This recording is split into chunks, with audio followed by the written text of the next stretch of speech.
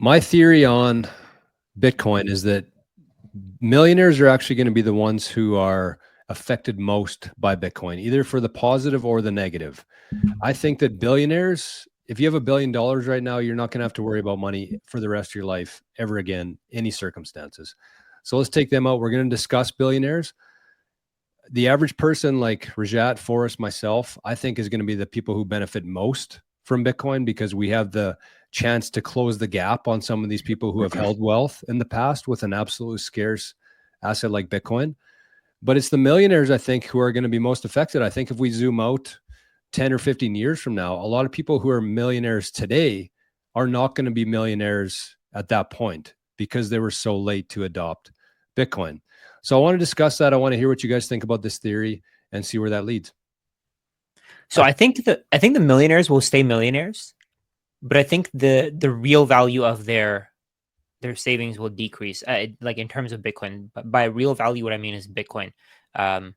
So their assets will continue to increase in value, but they'll increase much slower than Bitcoin. So they'll stay millionaires. So on paper, they'll still think, "Oh, I'm rich," but in reality, their values is like they're losing value constantly. I also think that a lot of millionaires got lucky.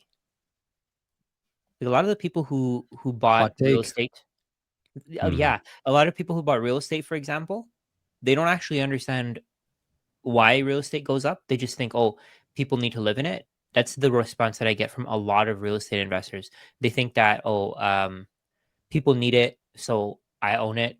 They think that what they have can't be replaced. It has no competition. But for all you know, a new building could be built right next to them, and then they lose everything, right? Or not everything, but like their value is diluted. Anybody who can build houses in a way is able to extract value from anybody who owns houses.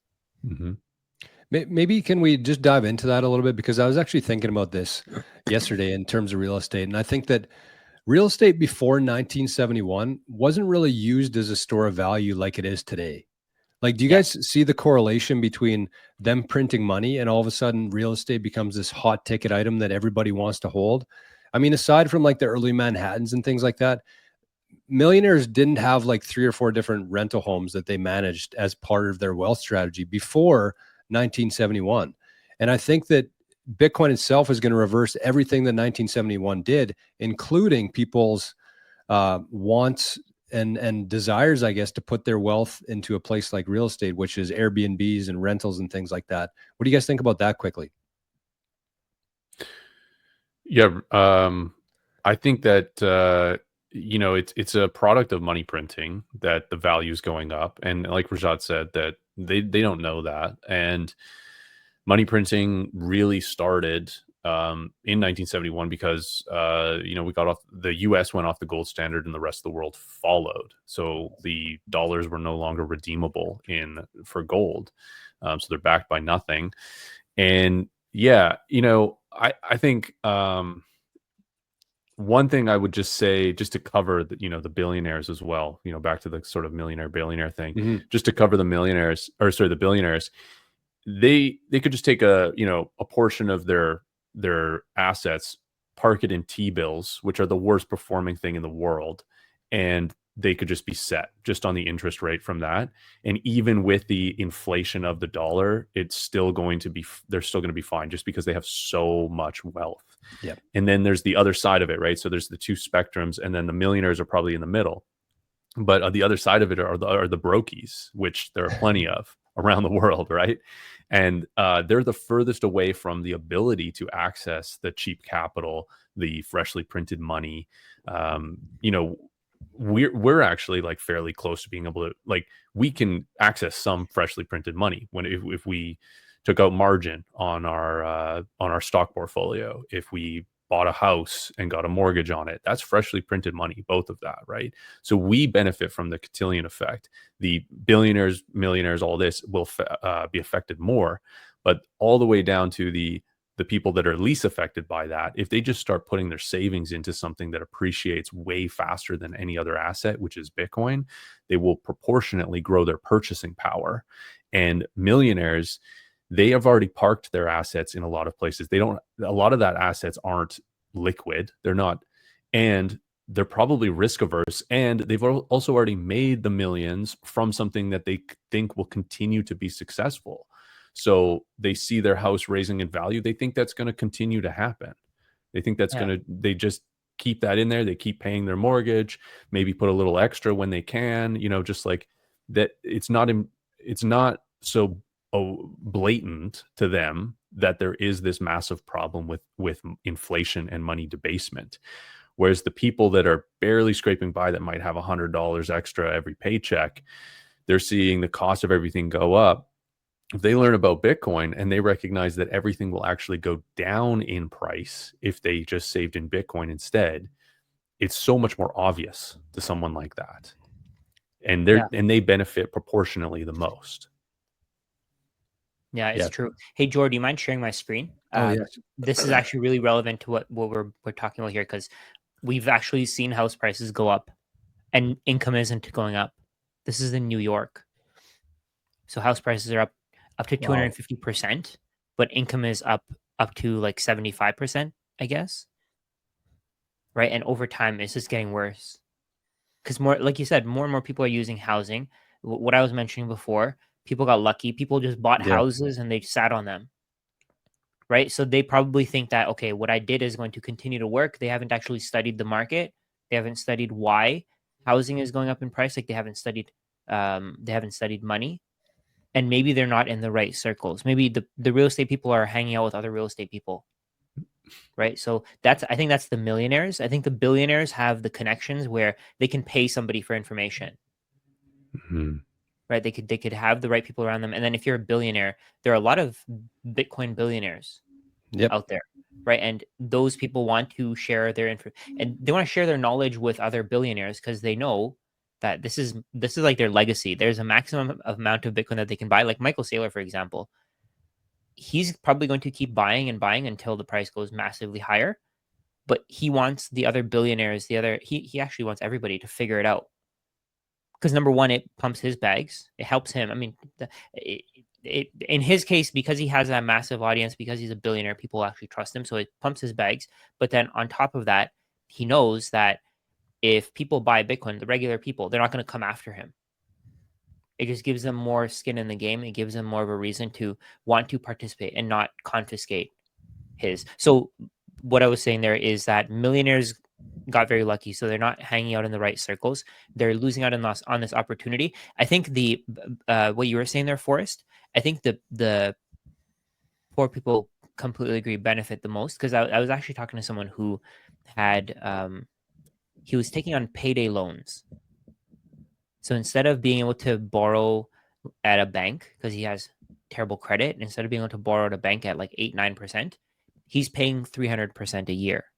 So I was thinking, if you own even a little bit of Bitcoin, let's say you own $1,000 worth of Bitcoin, you can go to Ledin and you can take a loan for 13%,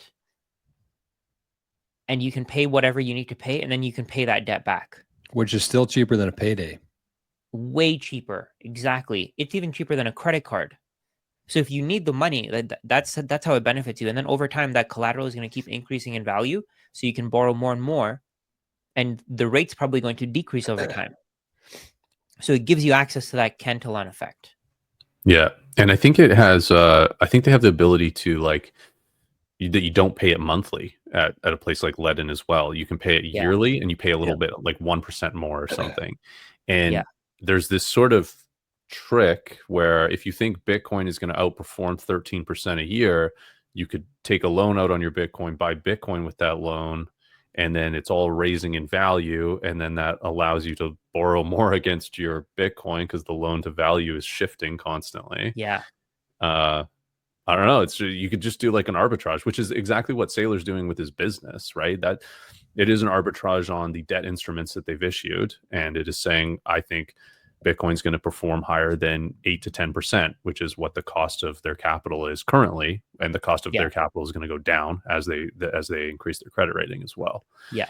And the other thing too, I mean, you mentioned like Saylor's buying, he's a billionaire and all this. And, he'll buy until there's a certain point. I don't think once you recognize what Bitcoin is and you're a billionaire, you might be diversified in some way, but I don't think you ever stop buying Bitcoin. There's no reason to stop, no matter what the fiat price is, because it's always the only thing that is finite in the entire world.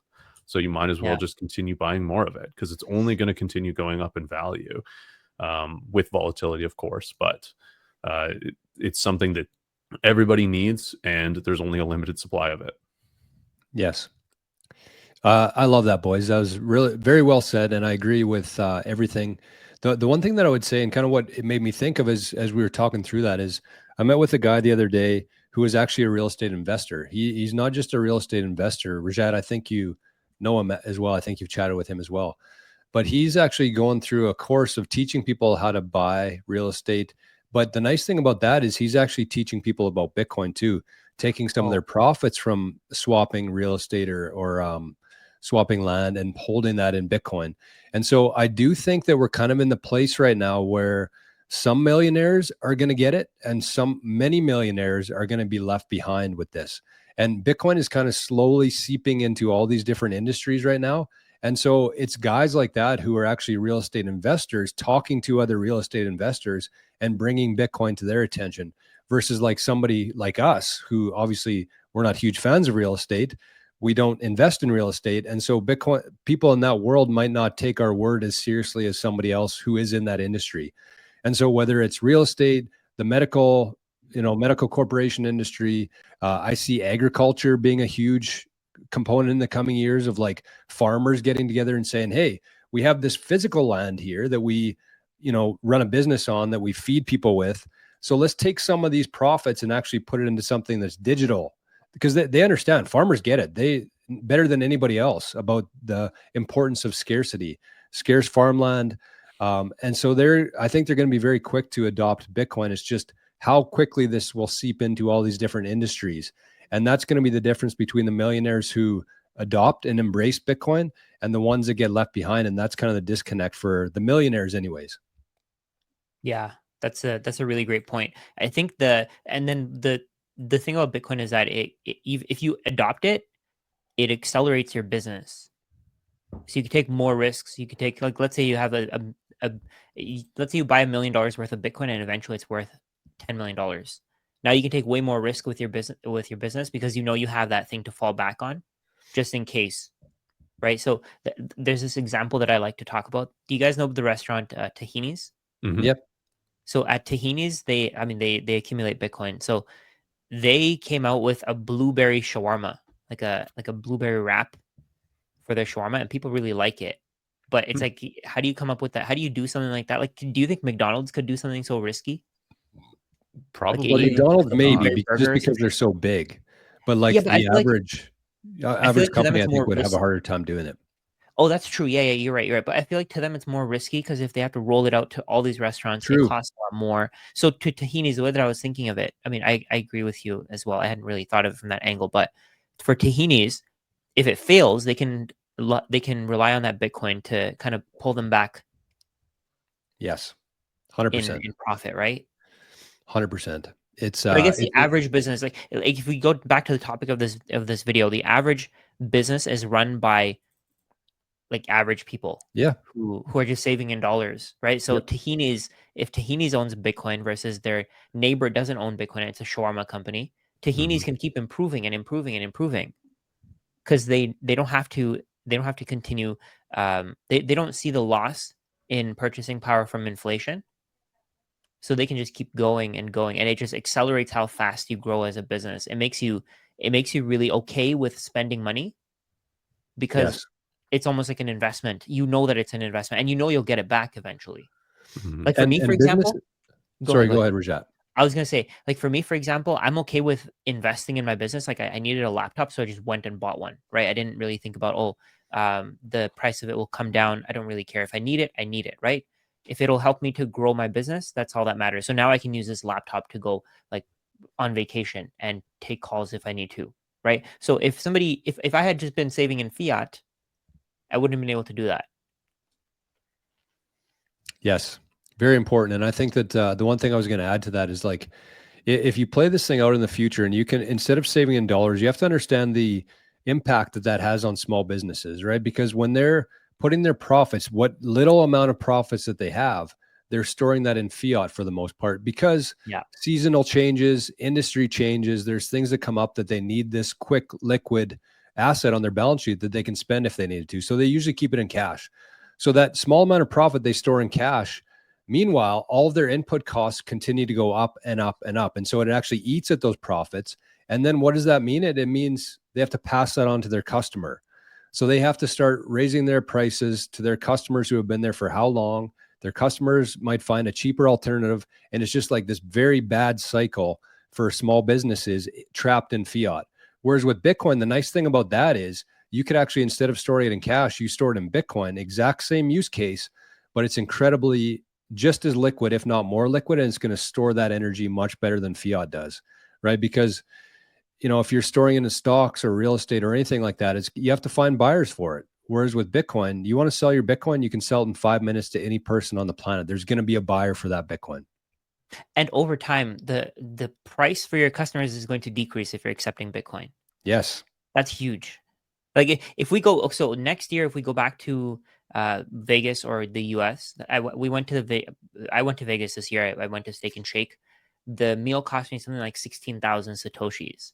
Next time I go back, like that's a very expensive meal. I know that, but next time I go back, it'll probably be like 8,000 Satoshis if Bitcoin doubles, right? And then the following time, if Bitcoin doubles again, 4,000 Satoshis. Yes. And if that's the standard that you live by, then everything is getting cheaper in Bitcoin. And that was kind of the point of this video, is to be like, you know what? Billionaires are fine. Millionaires, some will win, some will lose. But if you're the average person right now who's just, trying harder and harder and getting further and further behind, Bitcoin is for you. You don't need to have $10,000. You don't need to have a great credit score. You don't need to be an accredited investor. You can just put your after tax money into Bitcoin, and you're going to very much reduce that gap. Like, I challenge people to do this. Take a look at the wealthiest person on the planet, Elon Musk, the one on paper anyways, and look how much money you have in your bank account, and divide the amount of money that you have. Let's say it's $10,000 in your checking account. Divide that by Elon's cash balance, his assets. That's a huge spread. It's going to be a very, very, very small percentage. Whereas if you take like 100,000 sats, which you can get today for $100, and you compare that to the richest Bitcoiner out there, that gap is much smaller than it is. And it's only going to get smaller and smaller as we go forward here. So people think like, the people who are in Bitcoin now are going to be the only ones who get profit off this and benefit. No, the gap is going to significantly decrease here. The average person is going to be much closer to the richest person. And all you have to do is just store your time and energy in Bitcoin. You're going to be part of that.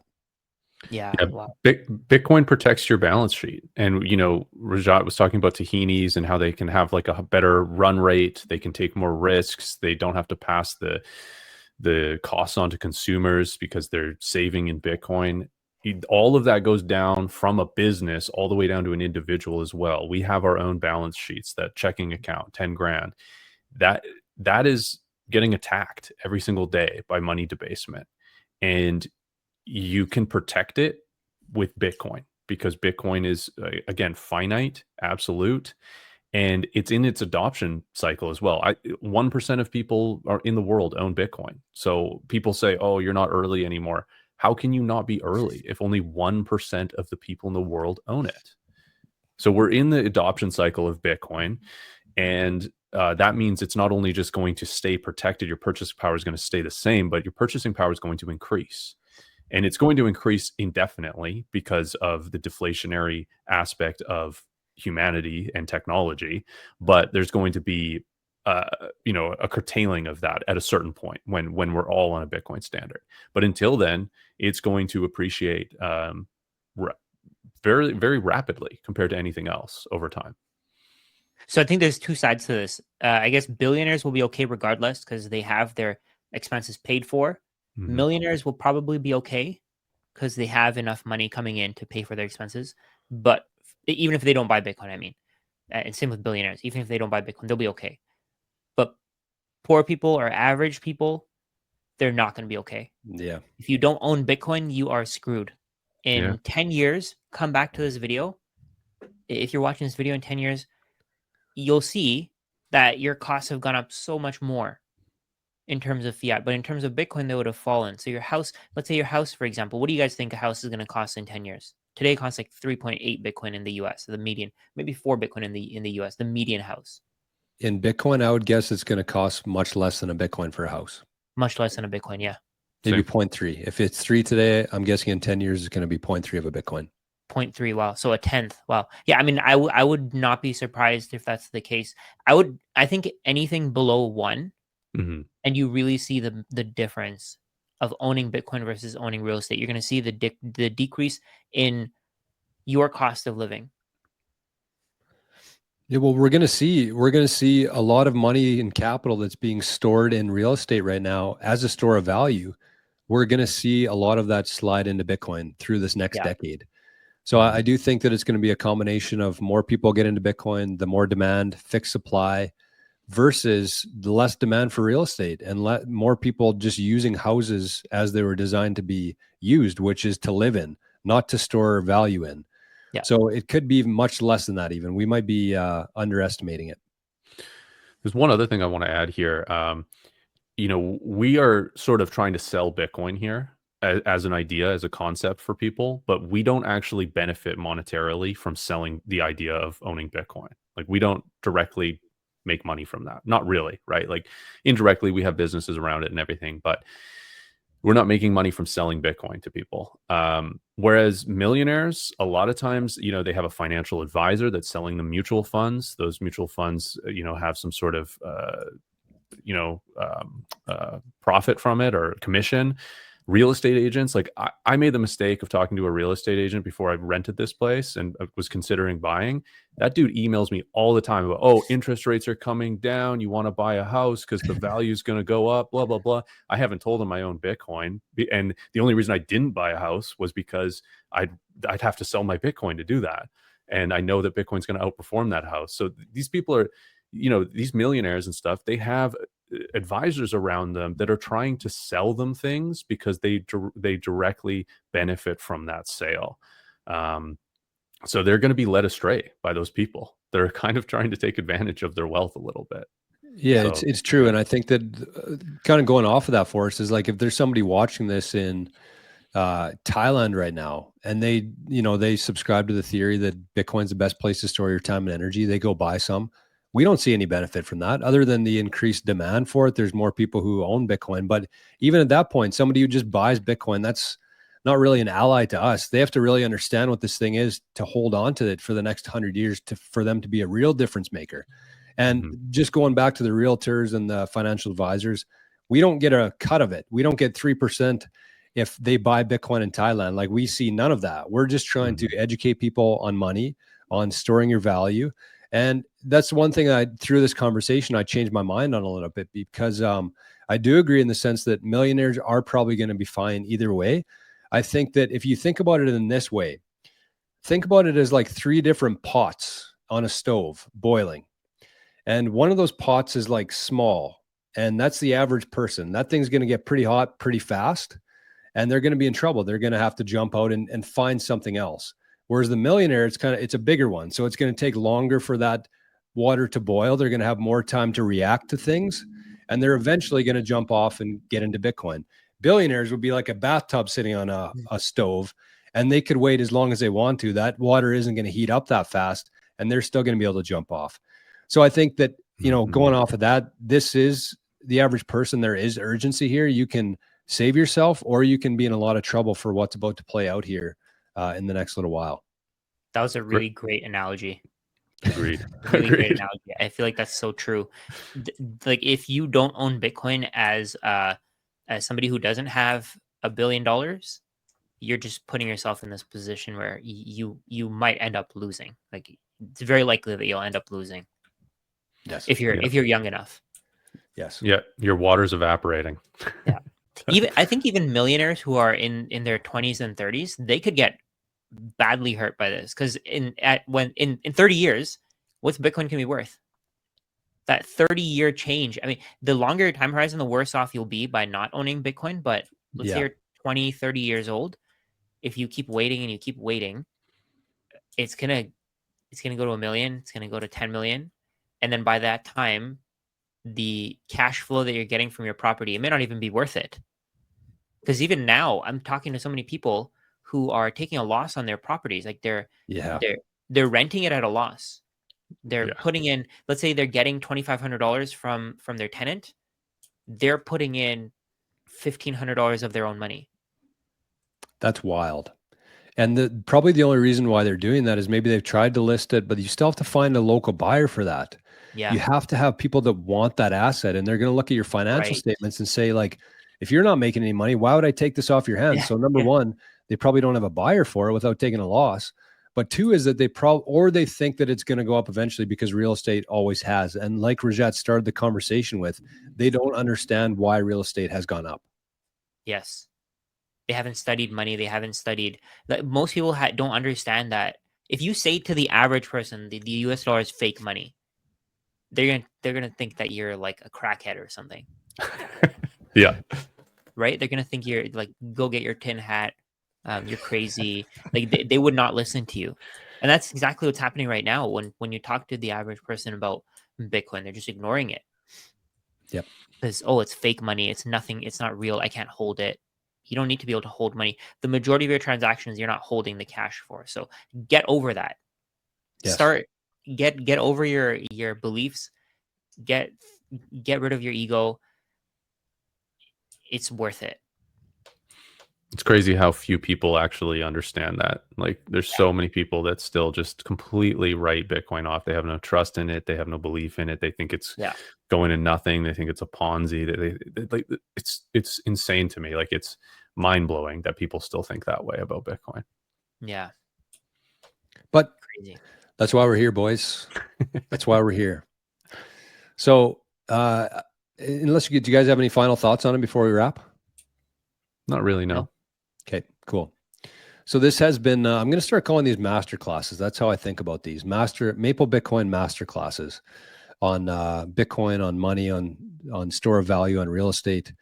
So consider this, consider sending this video. We want to keep them short. I mean, this one ran a little bit longer than maybe we had imagined, but full of good information. So consider sending these to any friends or family members who have the wealth built up from the old system, who you're worried about. You know, if they have a rental property, just send it. It's not going to hurt anything. They're not going to be mad at you. They're not going to uninvite you to family dinner, but this stuff is important. And if you care about your bloodlines, your generations to come, these are the conversations that you need to be having. So thanks for another masterclass here, boys, on Bitcoin. Forrest, that QR code right beside your head there, that's a good way to support our channel. We don't have any sponsors. We never will have any sponsors. And so that's a good way to support us. And big shout out to everybody who has supported us through the last couple months. We have some very big plans for Maple Bitcoin in the future. And so thank you for listening. Thank you for tuning in. Thank you for supporting. And we will catch you on the next one.